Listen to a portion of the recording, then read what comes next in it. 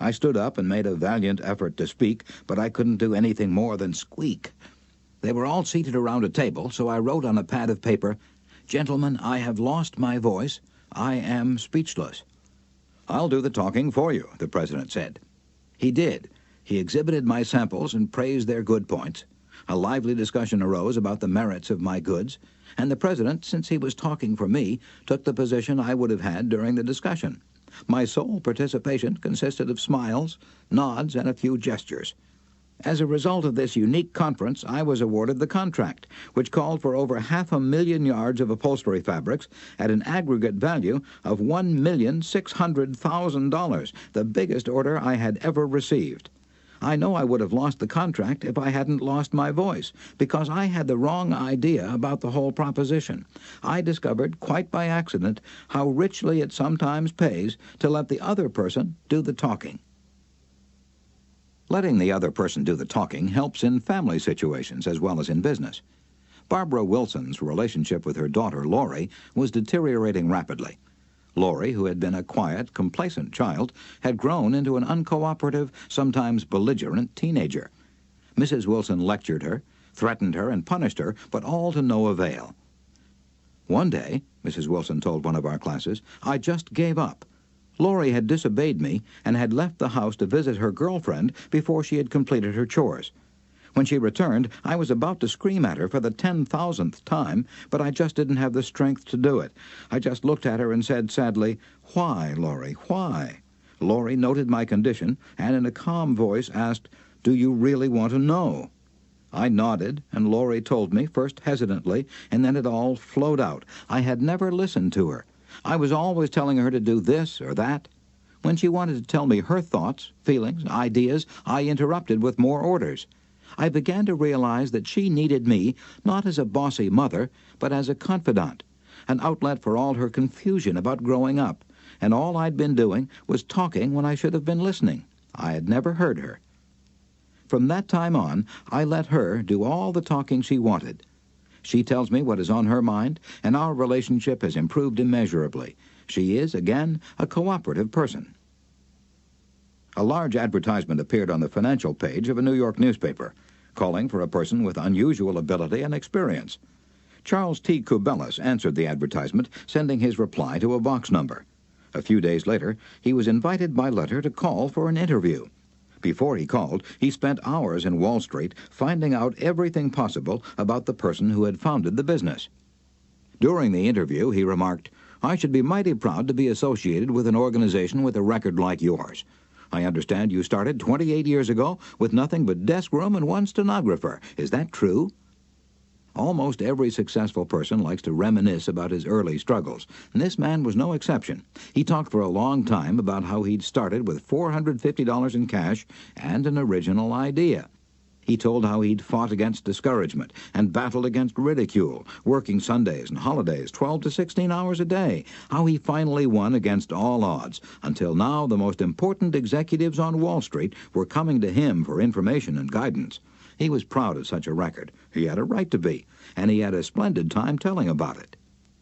Finally, he questioned Mr. Kubellis briefly about his experience, then called in one of his vice presidents and said, "I think this is the person we're looking for." Mr. Kubellis had taken the trouble to find out about the accomplishments of his prospective employer. He showed an interest in the other person and his problems. He encouraged the other person to do most of the talking and made a favorable impression. Roy G. Bradley of Sacramento, California, had the opposite problem. He listened as a good prospect for a sales position talked himself into a job with Bradley's firm. Roy reported, "Being a small brokerage firm, we had no fringe benefits, such as hospitalization, medical insurance, and pension. Every representative is an independent agent. We don't even provide leads for prospects, as we cannot advertise for them as our larger competitors do. Richard Pryor had the type of experience we wanted for this position, and he was interviewed first by my assistant, who told him about all the negatives related to this job. He seemed slightly discouraged when he came into my office. I mentioned the one benefit of being associated with my firm, that of being an independent contractor, and therefore virtually being self-employed. As he talked about these advantages to me, he talked himself out of each negative thought he had when he came in for the interview. Several times it seemed as though he was half talking to himself, as he was thinking through each thought. At times I was tempted to add to his thoughts. However, as the interview came to a close, I felt he had convinced himself, very much on his own, that he would like to work for my firm. Because I had been a good listener and let Dick do most of the talking, he was able to weigh both sides fairly in his mind.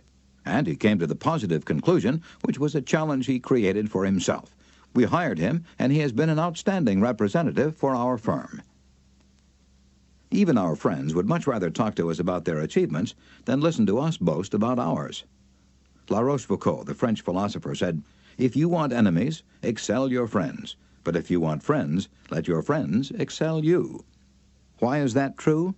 Because when our friends excel us, they feel important. But when we excel them, they, or at least some of them, will feel inferior and envious. By far the best-liked placement counselor in the Midtown Personnel Agency in New York City was Henrietta G. It hadn't always been that way. During the first few months of her association with the agency, Henrietta didn't have a single friend among her colleagues. Why? Because every day she would brag about the placement she had made, the new account she had opened, and anything else she had accomplished. "I was good at my work and proud of it," Henrietta told one of our classes. "But instead of my colleagues sharing my triumphs, they seemed to resent them. I wanted to be liked by these people. I really wanted them to be my friends. After listening to some of the suggestions made in this course, I started to talk about myself less and listen more to my associates. They also had things to boast about and were more excited about telling me about their accomplishments than about listening to my boasting. Now, when we have some time to chat, I ask them to share their joys with me, and I only mention my achievements when they ask." Principle 6. Let the other person do a great deal of the talking. Chapter 7. How to get cooperation. Don't you have much more faith in ideas that you discover for yourself than in ideas that are handed to you on a silver platter? If so, isn't it bad judgment to try to ram your opinions down the throats of other people? Isn't it wiser to make suggestions and let the other person think out the conclusion? Adolph Seltz of Philadelphia, sales manager in an automobile showroom and a student in one of my courses, suddenly found himself confronted with the necessity of injecting enthusiasm into a discouraged and disorganized group of automobile salespeople. Calling a sales meeting, he urged his people to tell him exactly what they expected from him. As they talked, he wrote their ideas on the blackboard. Then he said, "I'll give you all these qualities you expect from me. Now I want you to tell me what I have a right to expect from you." The replies came quick and fast. Loyalty, honesty, initiative, optimism, teamwork, 8 hours a day of enthusiastic work. The meeting ended with a new courage, a new inspiration. One salesperson volunteered to work 14 hours a day, and Mr. Seltz reported to me that the increase of sales was phenomenal. "The people had made sort of a moral bargain with me," Mr. Seltz said, "and as long as I lived up to my part in it, they were determined to live up to theirs. Consulting them about their wishes and desires was just the shot in the arm they needed." No one likes to feel he or she is being sold something or told to do a thing.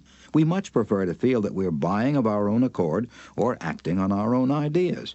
We like to be consulted about our wishes, our wants, our thoughts.